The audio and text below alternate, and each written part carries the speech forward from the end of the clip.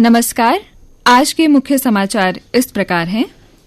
PM Modi आज से Mauritius यात्रा पर। पीएम मोदी की मॉरिशस यात्रा के दौरान द्विपक्षीय व्यापार, एमएसएमई व वित्तीय अपराध समेत कई क्षेत्रों में समझौतों पर हस्ताक्षर होंगे। मॉरिशस रवाना होने से पहले पीएम मोदी ने कहा कि ये यात्रा अतीत की नींव पर दोनों देशों के बीच संबंधों में एक नया और उज्जवल अध्याय खोलेगी। कहा, मॉरिशस करीबी पड़ोसी, हिंद महासागर में प्रमुख साझेदार और अफ्रीका महाद्वीप का प्रवेश द्वार है। हम इतिहास, भूगोल व संस्कृति को साझा करते हैं। बता दें, पीएम मोदी मॉरिशस के राष्ट्रीय दिवस समारोह के मुख्य अतिथि भी होंगे। सेबी ने एमएसएमई के लिए आईपीओ लाने के नियम सख्त कर दिए हैं। नए नियम के मुताबिक इशू लाने वाली कंपनियों का पिछले 3 वित्त वर्षों में से 2 वित्त वर्षों में परिचालन मुनाफा कम से कम 1 करोड़ रुपए होना चाहिए। साथ ही ऑफर फॉर सेल के तहत प्रमोटर्स 20% से ज्यादा हिस्सा नहीं बेच सकते। चिनाब नदी से जम्मू शहर में पानी की आपूर्ति का मुद्दा उठा विधानसभा में। भाजपा विधायक ने सरकार से 12 साल पहले बनी योजना के बारे में पूछा। इस पर सरकार की ओर से विश्वास दिलाया गया है कि वे चिनाब नदी से जम्मू शहर तक पानी लाने की योजना को शुरू करवाने की दिशा में पूरा प्रयास करेगी। कठुआ के बिलावर में 3 लोगों की हत्या और गुलमर्ग में हुए फैशन शो पर सोमवार को विधानसभा में जमकर हुआ हंगामा। भारत के साथ रिश्तों में खटास दूर करेंगे कनाडा के बने नए पीएम मार्क कार्नी। प्रचार के दौरान भारत के साथ तनावपूर्ण संबंधों को पूर्ण विराम करने का लिया था संकल्प। रोजगार के लिए 3.7 लाख युवाओं ने रोजगार पोर्टल पर कराया अपना पंजीकरण। भाजपा विधायक श्यामलाल शर्मा के प्रश्न पर उप मुख्यमंत्री सुरेंद्र चौधरी ने दी जानकारी। कहा, रोजगार की संभावनाओं को बढ़ाने के लिए मिशन यूथ के तहत कई पहल शुरू। उन्होंने कहा कि मुमकिन योजना जो वित्त वर्ष 2020-21 में संचालित हुई, ये परिवहन क्षेत्र में आजीविका के अवसरों पर केंद्रित है। वहीं तेजस्विनी योजना युवा महिलाओं को सशक्त बनाने का उद्देश्य रखती है। सुप्रीम कोर्ट ने दैनिक वेतन भोगियों को नियमित किए जाने के एक मामले में हाईकोर्ट के आदेश का पालन न करने पर जम्मू कश्मीर के अधिकारियों को कड़ी फटकार लगाई है। सुप्रीम कोर्ट ने इसे हठ का स्पष्ट एवं पाठ्य पुस्तक वाला उदाहरण बताया। कहा, अधिकारी खुद को कानून से ऊपर और परे मानते हैं। देश के 8 राज्यों में स्वाइन फ्लू यानी H1N1 वायरस के संक्रमण का प्रसार काफी तेजी से बढ़ रहा है। दिल्ली, कर्नाटक, केरल और तमिलनाडु में हालात गंभीर हैं। इन राज्यों में इस साल सबसे ज्यादा मामले सामने आए हैं। ये जानकारी केंद्र सरकार के नई दिल्ली स्थित राष्ट्रीय रोग नियंत्रण केंद्र की रिपोर्ट में सामने आई है। रिपोर्ट में स्वाइन फ्लू को लेकर तमिलनाडु, पुडुचेरी, केरल, महाराष्ट्र, जम्मू कश्मीर, गुजरात, कर्नाटक और दिल्ली में निगरानी बढ़ाने की अपील की गई है। स्वास्थ्य मंत्रालय ने जानकारी दी है कि केंद्र सरकार पूरे भारत में जूनोटिक बीमारियों पर कड़ी निगरानी रख रही है। मंत्रालय का कहना है कि जूनोटिक रोगों की रोकथाम नियंत्रण के जरिए की जा सकती है।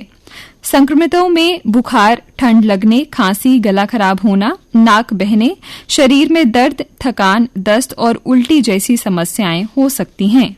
सामान्य तौर पर ऐसे लक्षण स्वतः ही ठीक हो जाते हैं। हालांकि कुछ लोगों में इसके गंभीर लक्षण भी हो सकते हैं, जिसमें शीघ्र डॉक्टरी सलाह की आवश्यकता होती है।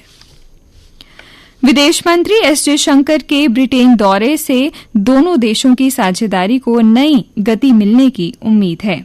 उनकी यात्रा के दौरान दोनों देशों के बीच मजबूत संबंधों की पुष्टि हुई तथा व्यापक रणनीतिक साझेदारी को नई गति देने की दिशा में काम हुआ।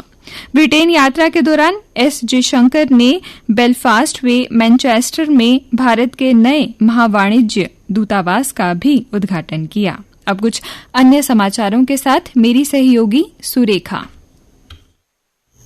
धन्यवाद महेश्वरी।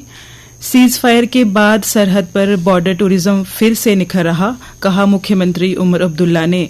सीमावर्ती इलाकों में पर्यटन को बढ़ावा देने के प्रयास तेज किए गए हैं।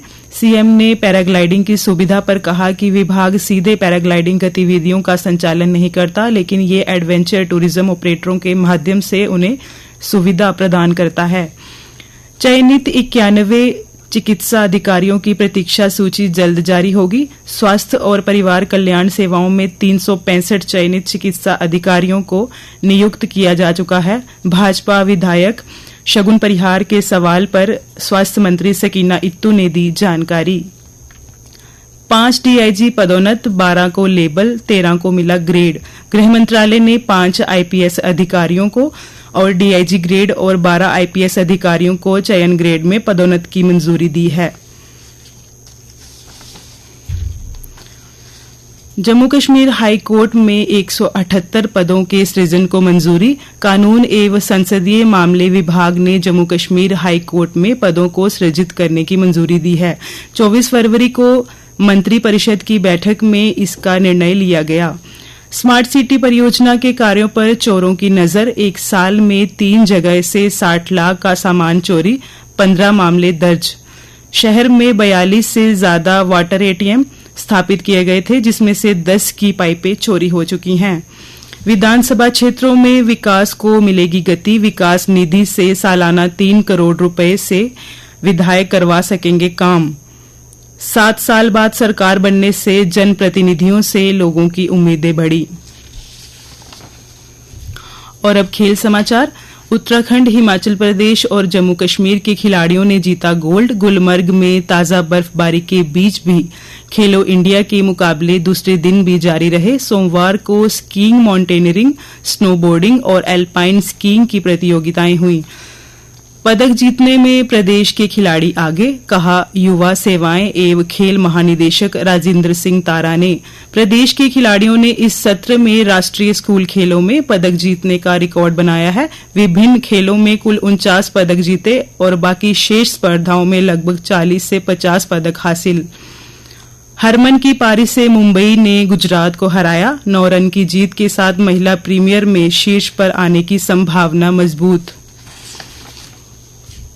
हॉकी इंडिया के वार्षिक पुरस्कारों के लिए 12 करोड़ की इनामी राशि की घोषणा, जिसके लिए 8 श्रेणियों में 32 खिलाड़ी नामित किए गए हैं। आइए अब जानते हैं मौसम का हाल। कश्मीर में बारिश और बर्फबारी से लौटी ठंड। मौसम विज्ञान केंद्र के अनुसार आज दिन भर प्रदेश में बादल छाए रहने और बारिश होने के आसार हैं।